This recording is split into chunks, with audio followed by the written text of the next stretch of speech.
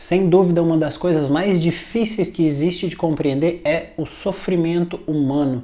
Entender qual é o lugar do sofrimento, se ele tem alguma utilidade, o que ele vem para nos ensinar. Porque independente das idades e das épocas das pessoas que tentarem analisar o sofrimento, parece que o sofrimento não é algo que alguém quer abraçar, que alguém quer acolher.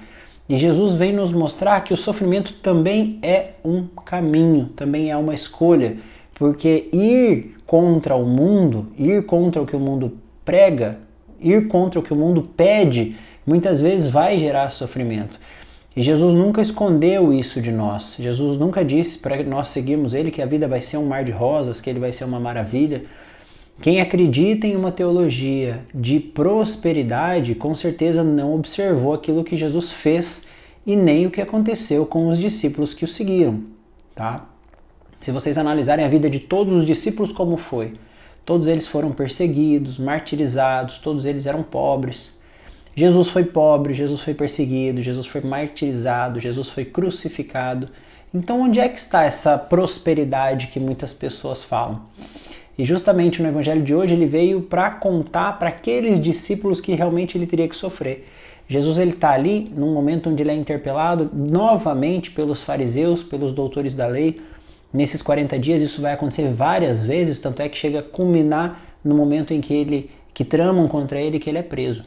E naquele momento Jesus conta uma parábola dizendo sobre o filho do dono da vinha, que esse filho vai vir para cuidar das coisas do pai e que mesmo assim aqueles homens corruptos, aqueles homens que estavam com o coração encolerado, iriam aprisionar esse filho, iriam bater nele, matá-lo.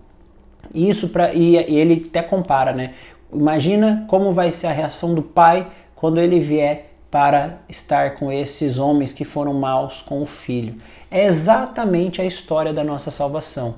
Deus manda o filho dele para cuidar das coisas, para nos direcionar, só que os corações endurecidos que queriam líderes, bonâncias, que queriam vida de prosperidade, não conseguiam aceitar que o Deus, que o Messias estava pregando coisas diferentes. Amor, fraternidade, igualdade, querendo que todas as pessoas fossem colocadas em uma escala única, que não tivessem maiores e menores, e sim que todos se unissem para crescer junto.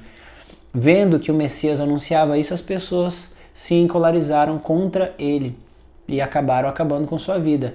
Exatamente como essa parábola da vinha.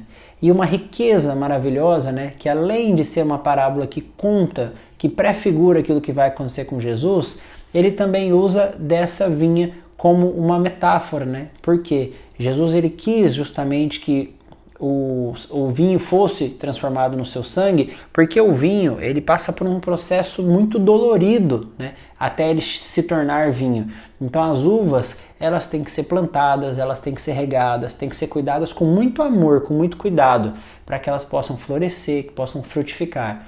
Depois, no momento certo, elas são colhidas e aí começa um processo extremamente doloroso.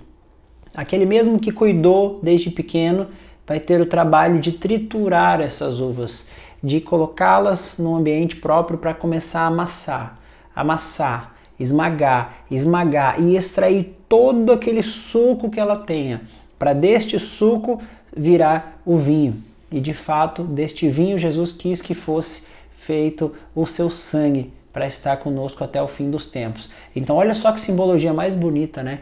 Quando Jesus escolhe também o pão para ser a Eucaristia, a simbologia é muito linda por trás, porque aquele grãozinho de trigo ali, para ele virar o pão, ele passa por um processo de ser triturado. Então aquele trigo ele é triturado até ele ser pulverizado. Depois disso ele é misturado com água, ele é sovado, ele é fermentado até que ele chegue no estado natural de pão. Então, de fato, esta vinha ela simboliza justamente o sacrifício, o sangue que seria derramado e que iria percorrer. E as pessoas que não iam respeitar este sangue, as pessoas que iriam profanar aquilo que Deus tinha pensado para ser o seu símbolo, para ser o seu corpo, para ser o seu sangue. Então, quando nessa parábola dos vinhateiros, Jesus conta que o filho não foi respeitado, mas que um dia o pai virá, Jesus estava contando para as pessoas daquela época exatamente o que realmente aconteceria com ele e o que realmente Deus iria fazer no fim dos tempos. E a palavra de Deus, ela é atual.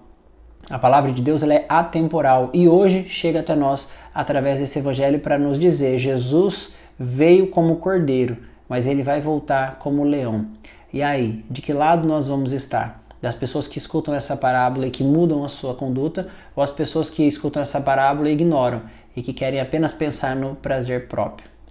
Espero que você tenha absorvido o melhor desse vídeo, que Deus possa sempre nos abençoar, em nome do Pai, do Filho e do Espírito Santo, e nos proporcionar momentos de oração como este. Fiquem com Deus, beijo no coração e até amanhã.